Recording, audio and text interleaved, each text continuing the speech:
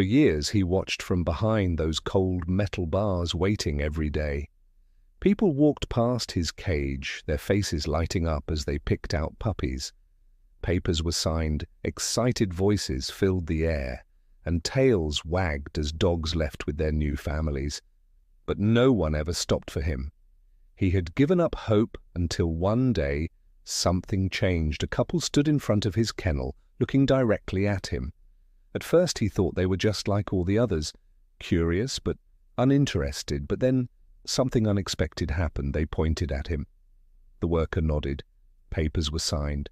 And that's when he realized he was going home. But what happened next no one saw coming. Hunter had lost track of how long he had been in that shelter.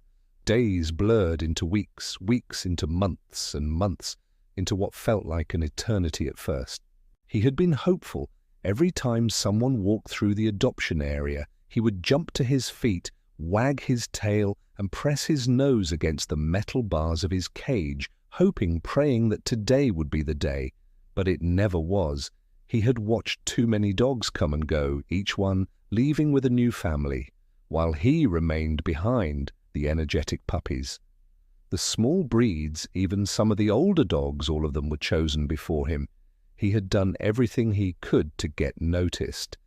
He had tried barking excitedly like the younger dogs, but that didn't work. He had tried sitting quietly and looking up with pleading eyes, hoping for sympathy. That didn't work either. At some point he had simply stopped trying. Now when people walked by, he barely lifted his head.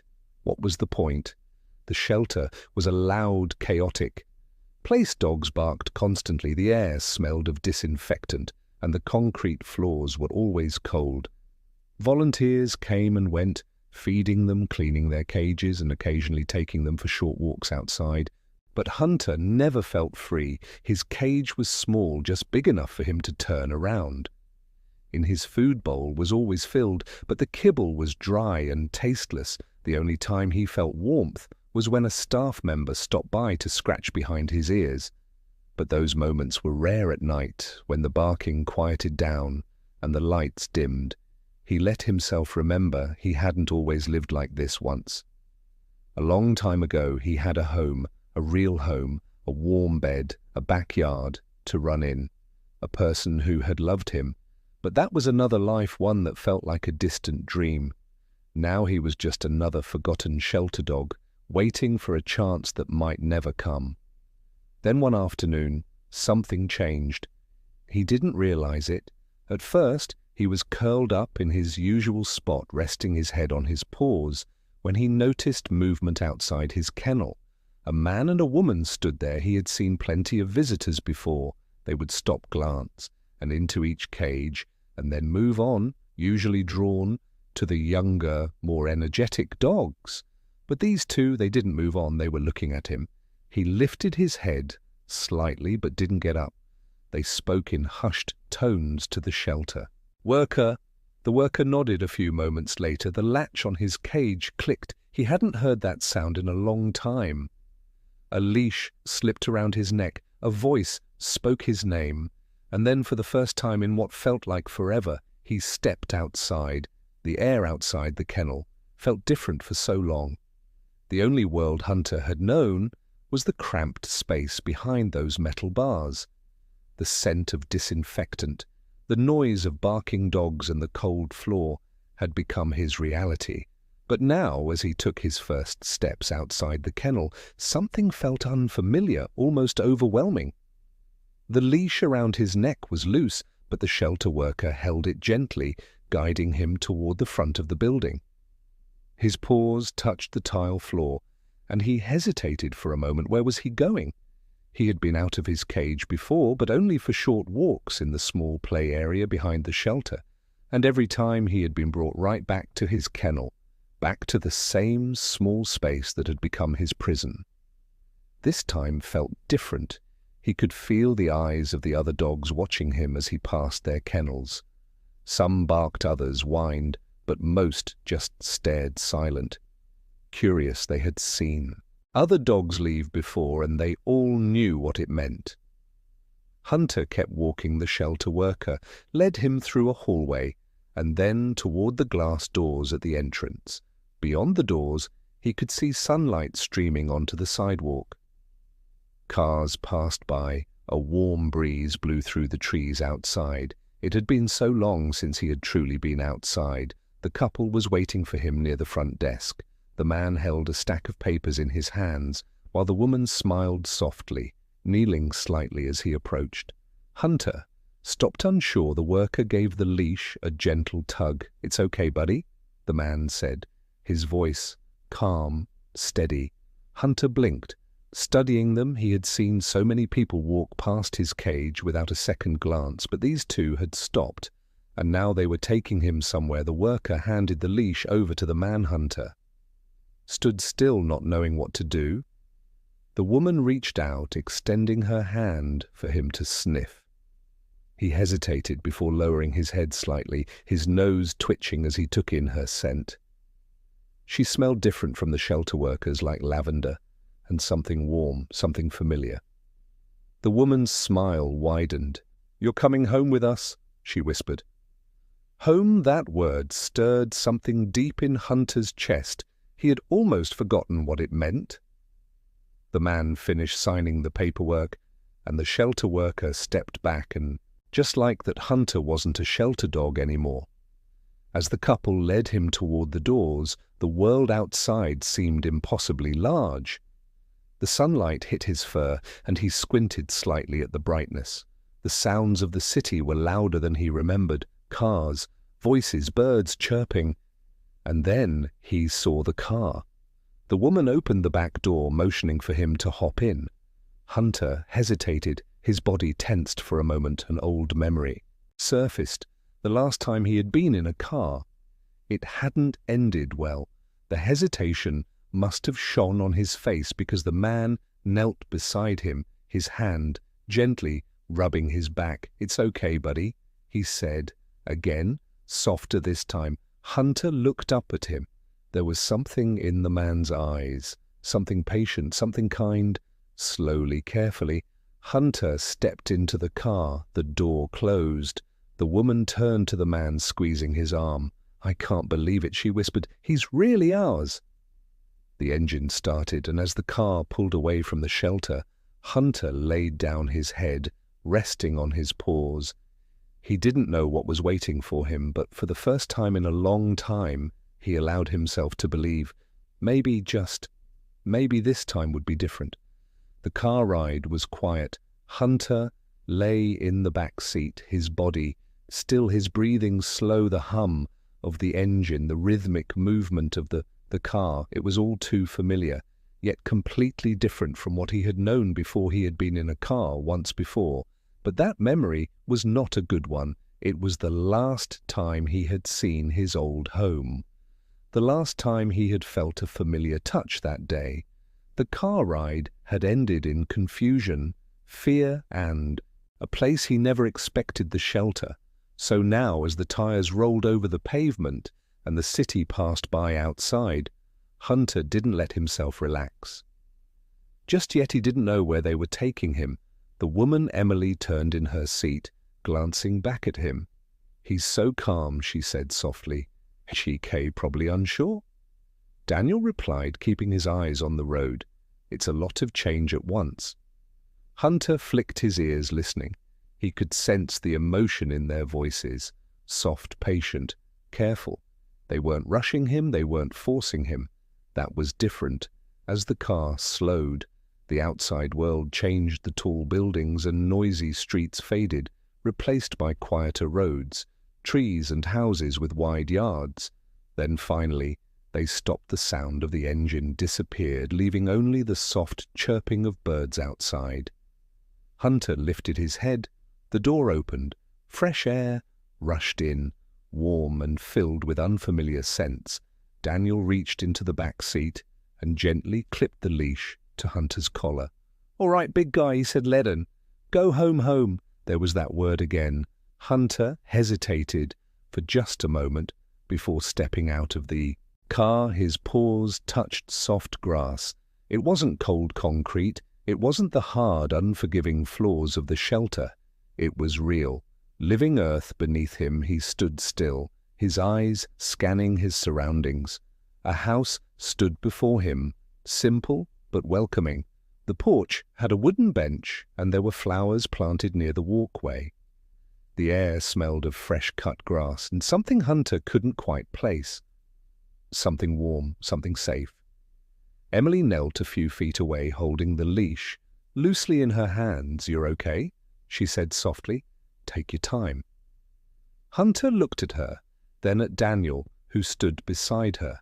They weren't pulling him, they weren't hurrying him inside, they were letting him decide, and so slowly, cautiously, Hunter took a step forward, then another, and as he walked through the front door, he felt something unfamiliar stir deep inside his chest, a feeling he hadn't allowed himself to have in a long, long time: hope.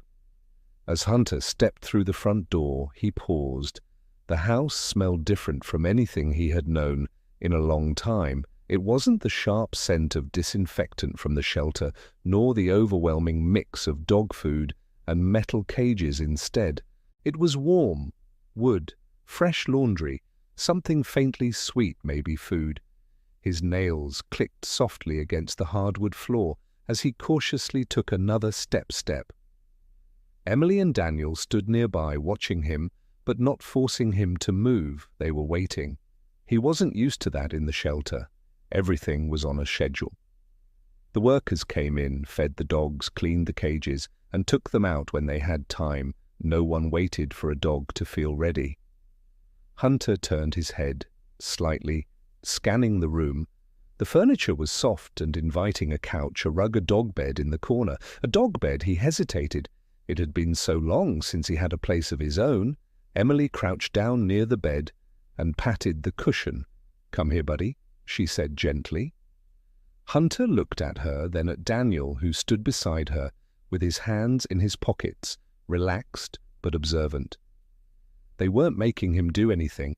Still, the idea of lying down in that bed felt wrong somehow, like maybe if he got too comfortable it would be taken away. So instead, he walked toward the couch, sniffing the fabric. He didn't jump up. He knew better than that. Emily smiled. "You can go up if you want," she said. Sitting on the floor beside him, Hunter flicked an ear. She was giving him permission. He wasn't sure what to do with that at the shelter. There were strict rules. The dogs weren't allowed on furniture. They weren't allowed to roam freely. There was no softness, no comfort. Hunter hesitated, then carefully lowered himself to the floor near the couch that seemed safer. Emily reached out her hand, hovering for a moment before she slowly, gently ran her fingers along his back. He tensed for just a second, then let out a quiet breath.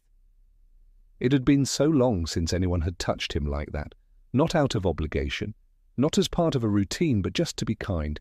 Daniel sat down in a chair across the room, watching quietly. "He's figuring it out," he said. Emily nodded. "Yeah, he'll need some time." Hunter closed his eyes for a moment. Time? Would he really be allowed that here? Or was this just another temporary stop before he was taken away again? He didn't know yet, but for the first time in years, he wasn't behind bars. And that was something. The first few days in his new home were quiet. Hunter moved cautiously through the house, learning its scents, its sounds, its patterns. He didn't roam far, always keeping close to the walls, never venturing too deep into the unfamiliar space. Daniel and Emily gave him space. They didn't crowd him, didn't force affection on him. They spoke softly, moving at a slow, steady pace, as if they understood that trust couldn't be built overnight. He ate his food, but only when no one was watching. He drank from his water bowl, but would freeze. If footsteps approached while he did, he found comfort in small corners, where he could observe without being noticed. It wasn't that he didn't want to trust them, it was that he didn't know how. At the shelter, trust had meant getting hurt. Dogs were returned all the time. Families took them home only to bring them back when they decided it was too much work. He had seen it happen over and over again. He had learned that hope only led to disappointment. But then one evening, something changed.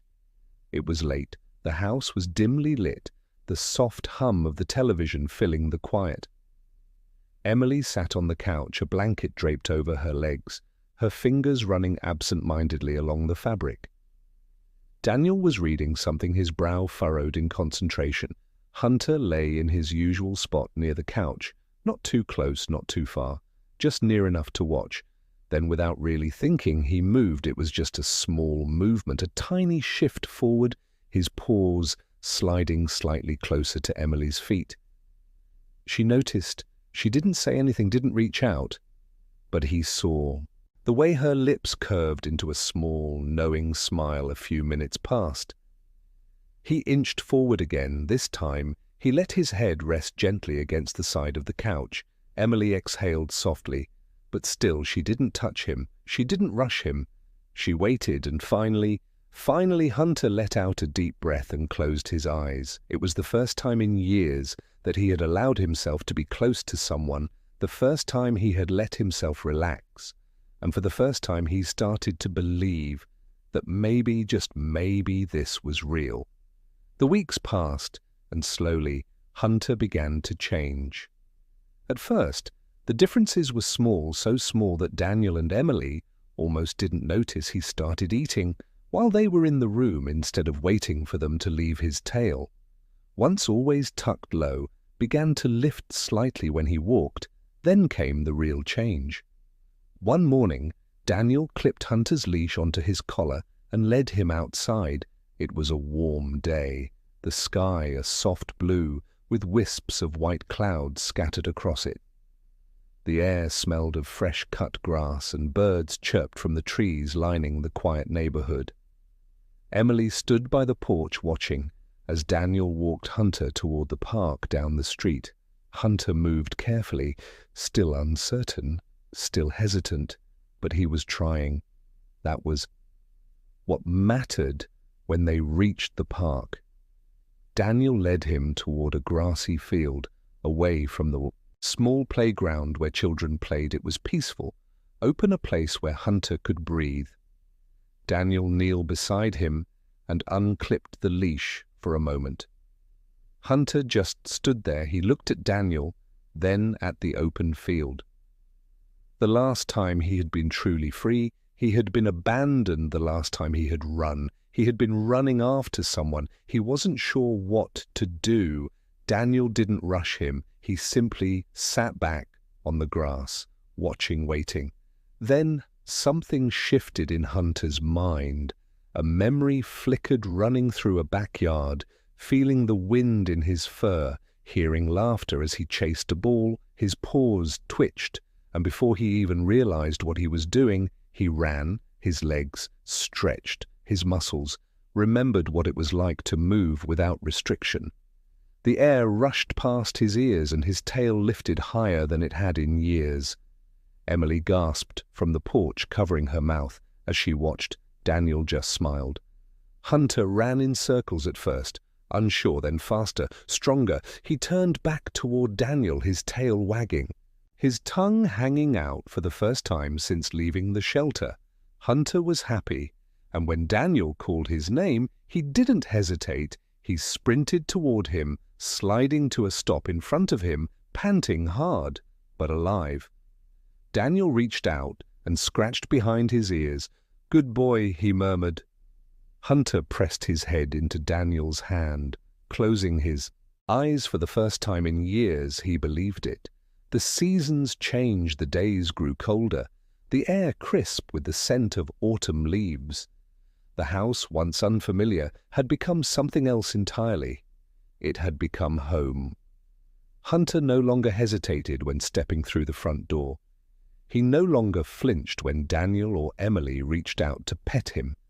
His tail, once stiff and uncertain, now wagged freely. He had learned the routines of the house. The quiet mornings when Emily sipped her coffee by the window. The evenings when Daniel sat by the fireplace with a book. He had learned that when the doorbell rang, he didn't need to be afraid, that when Emily kneeled down and opened her arms, he could lean into her warmth without fearing rejection. Most of all, he had learned what it meant to belong again one evening as the first chill of winter settled in. Hunter lay by the couch, his head resting near Daniel's feet. The fire crackled softly in the fireplace, filling the room with a golden glow. Emily curled up with a blanket, glancing down at Hunter with a soft smile. "Can you believe how much he's changed?" she murmured. Daniel nodded his fingers idly, scratching behind Hunter's ear. "He just needed time," he said. Hunter sighed deeply, his body completely relaxed. The old fears were gone, the cold, hard floors of the shelter were just a distant memory. He was no longer the forgotten dog behind metal bars, he was home. And as he drifted off to sleep, the last thought in his mind wasn't one of loss or loneliness. It was of warmth, safety, and love, because, for the first time in years, he wasn't waiting for a home. He had one. Hunter story is a reminder that every dog deserves a second chance. There are thousands of dogs like him, waiting behind metal bars, hoping that someone will look past their age, past their scars, and see the love they still have to give. If this story touched your heart, consider supporting your local animal shelter. Adopt, foster, donate, or simply spread awareness. And if you love this journey, don't forget to like this video, subscribe to the channel, and share Hunter's story with someone who believes in second chances, because sometimes all it takes is one person to change a life forever.